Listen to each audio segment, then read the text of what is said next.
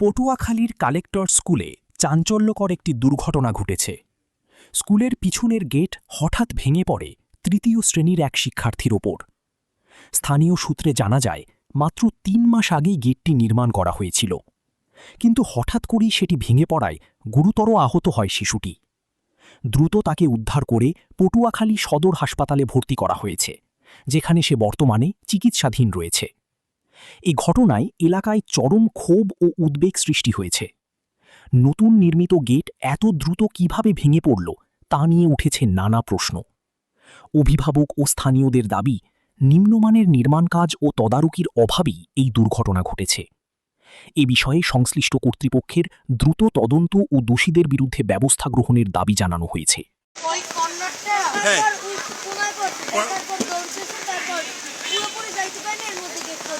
এটা কি গেট পড়ে গেছে?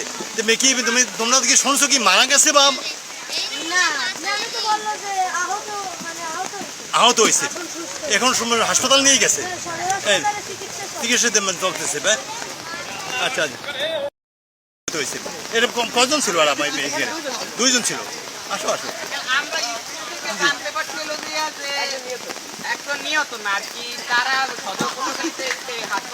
চিকিৎসাধীন আছে।